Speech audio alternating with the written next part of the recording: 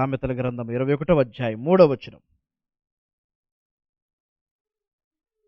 నీతి న్యాయములను అనుసరించి నడుచుకొనుట బలులను అర్పించుట కంటే యెహోవాకు ఇష్టము. అహంకార దృష్టియు గర్వ హృదయమును భక్తిహీనుల క్షేమమును పాపయుక్తములు శ్రద్ధ గలవారి యోచనలు లాభకరములు. తాలిమి లేక పనిచేయువానికి నష్టమే ప్రాప్తించును. అబద్ధములాడి ధనము సంపాదించుకొనుట ఊపిరితో సాటి దానిని కోరువారు మరణమును కోరుదురు. ఇక్కడ వాక్యం సెలవిస్తుంది ఏమనయ్యంట, నీతి న్యాయములను అనుసరించి నడుచుకొనుట బలులను అర్పించుట కంటే యెహోవాకు ఇష్టము. మనం ప్రార్థన సఫలతలోనికి రావాలి అంటే నీతి న్యాయము అనేది మనము భక్తి జీవిత ప్రవర్తనలో ఉండాలి. నీతి న్యాయములు అనేవి మన భక్తి జీవిత ప్రవర్తనలో లేకపోతే ఎన్ని బలులు అర్పించినా, పాస్టర్ గారండి ఇదిగోండి మా దశంభాగ కానుక, పాస్టర్ గారండి ఇదిగోండి మా కృతజ్ఞత కానుక, ఇలాంటి బలులు ఏమీ కూడా సఫలతలోనికి రావు. ప్రభువు నామములో నీవు అర్పించేటువంటి యొక్క ఏ కానుకే కావచ్చు, ప్రభువు నామములో అర్పించేటువంటి యొక్క ఏ బలులే కావచ్చు, ప్రభువు నామములో అర్పించేటువంటి యొక్క ఏ మందిరములో చేసే ఏ కార్యమే కావచ్చు, ఏ పుణ్య కార్యములే కావచ్చు, అది నీతి న్యాయములతో మనము కలిగి వాటిని అర్పించినప్పుడు అది ప్రభువుకు ఇష్టమైన క్రియ కాబట్టి అప్పుడు మనం చేసే ప్రార్థనను దేవుడు సఫలపరుస్తాడు. అనాథలకు అన్నం పెడుతున్నామా? ఏ ఆధారము లేని వారికి వృద్ధాశ్రమంలోనికి వెళ్ళి వాళ్ళకి బట్టలు ఇస్తున్నామా, దుప్పట్లు ఇస్తున్నామా, వాళ్ళకి అవసరమైనదని అడిగి మనం వండి పెడుతున్నామా? అయితే జాగ్రత్త, అది ఒక మంచి గొప్ప క్రియే.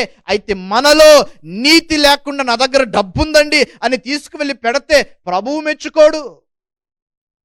లోకములో మనుషులందరూ కూడా నీతో పాటు నిలబడి ఫోటో దిగుతారేమో, మరలా కొన్ని సంవత్సరాల తర్వాత మరలా వచ్చే సంవత్సరానికి ఏదైనా వాళ్ళ వృద్ధాశ్రమంలో ఏదైనా అవసరమైతే మరలా నీకే ఫోన్ చేస్తారు, అమ్మా ఇలా ఒక అవసరం ఉంది, అయ్యా ఇలా ఒక అవసరం ఉంది, మీరు చేస్తారా అంటారు.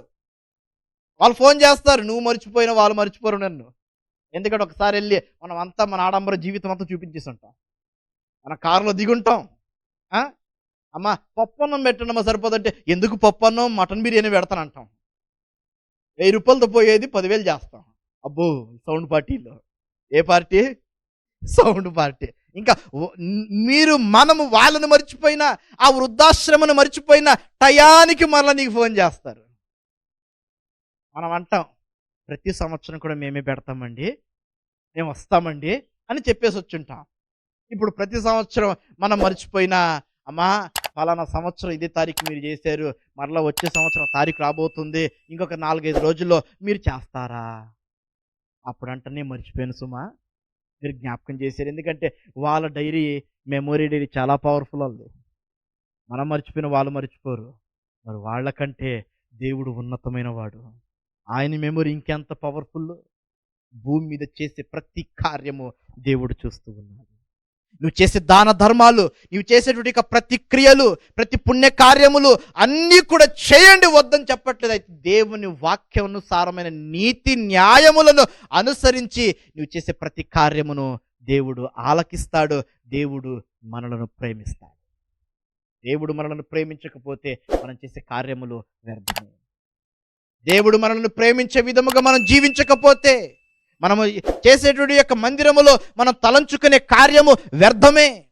దేవుడు మనలను ప్రేమించే విధముగా మనము జీవించకపోతే, మనం ప్రార్థన చేయకపోతే, మనము ఇచ్చే కానుకలు వ్యర్థమే. ఆ కానుక ఒక అవసరం తీర్చబడాలి అంటే ప్రేమతో ఇవ్వాలి. ఆ కానుక ప్రేమతో, నమ్మకత్వముతో ఇవ్వాలి. వాళ్ళు 2,000 వేశారు, నేనెంత తక్కువ, నేను 3,000 వేస్తాను. ఇది కాదు మనకు కావాల్సింది. పైపోటీలు కాదండి. దేవుని మందిరములో ఏమి ఉండాలి?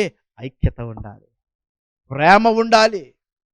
ప్రభువా నా ప్రేమ ఇదయ్యా అని చెప్పి నీ వంతు మందిరములు ఏం చేస్తున్నావు? నీతితో చెయ్యాలి. న్యాయం ఉండాలి మనం చేసే ప్రతి పనిలో కూడా. అప్పుడే పొందుకున్నవారు దీవించబడతారు, ఇస్తున్నవారు అంతకంటే ప్రభువు దృష్టిలో ధారాళముగా ఇంకనూ అధికముగా పొందుకుంటారు, అధికముగా పొందుకుంటారు.